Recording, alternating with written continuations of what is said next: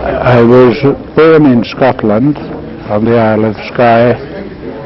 I was educated largely in Birmingham until I went to Edinburgh University, where I got a PhD in theology in 1933. I became a minister. I was actually the National Overseer for Jehovah's Witnesses. Many people would debate whether that is Christian or not. But I left that ministry in 1969, purely and simply because I felt that I could no longer continue to preach things that I didn't believe. I would love to tell you that I started straight away on a search for truth, but that would be a lie. I did everything that was bad. I went completely the wrong way. I gambled, I drank, I womanized. Until in 1995, on October the 28th, praise be to Allah, I embraced Islam. I'd been considering Islam for some years beforehand, and had already made one or two adjustments in my life, my eating habits. I was eating halal for 10 years before I embraced Islam. I was choosing my friends more carefully, and it was not until 18 months before I embraced Islam that I gave up drinking and at the same time gave up gambling.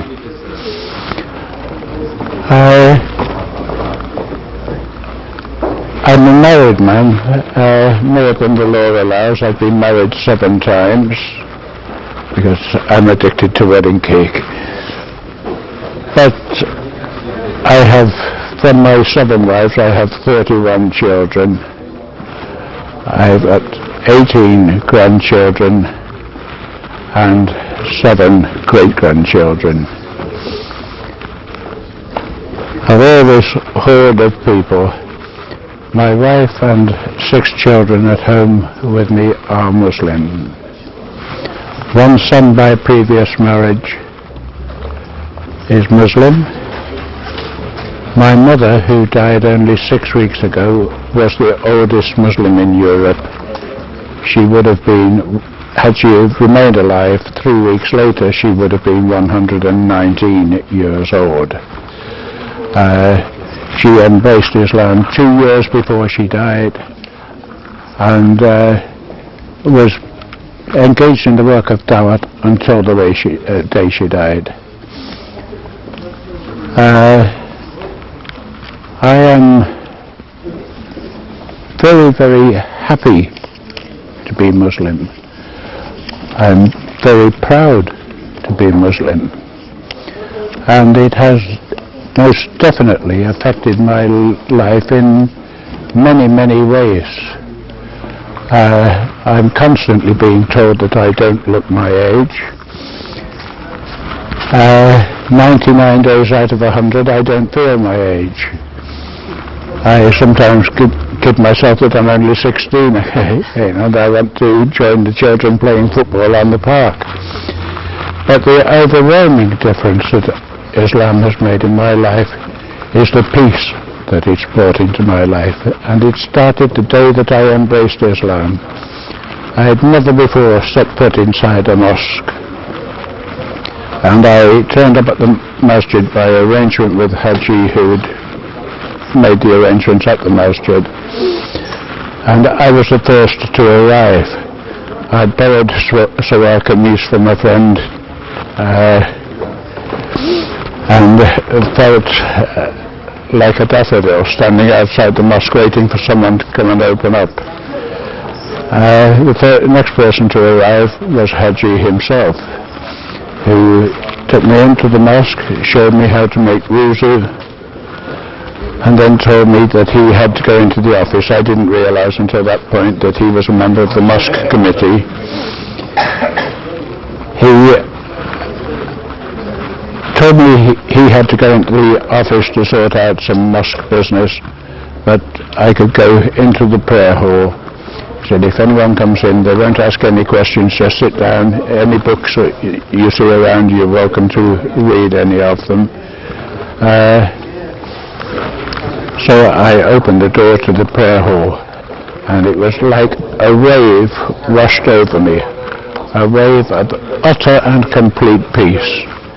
This could partly be explained by the fact that there was no one else there, but it was a sensation that I'd never experienced before, nor since, but praise be to Allah, that peace has never completely left me.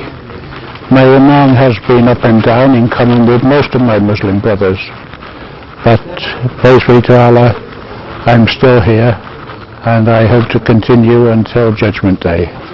To my Muslim brothers and sisters, the one thing that I would dearly like them all to do is to get their priorities right. We are far too often more concerned with the dunya than we are with Allah subhanahu wa ta'ala. There is nothing at all wrong with liking nice things. There's nothing at all wrong with liking a Mercedes car. But when you see the price of a Mercedes car, it means you have to work 2 jobs, work 16, 18 hours a day to accumulate the money to buy that car. What suffers? Your namaz. You can't read your namaz properly, you haven't got time, you're too tired to read the Quran, you're too tired to conduct talim in your own home. So that Mercedes car, although there's nothing at all wrong with it, the Mercedes car becomes haram as far as you are concerned. It's taking the place of Allah subhanahu wa ta'ala. We have to get our priorities right. We have to realize that this dunya has absolutely nothing to offer to any of us.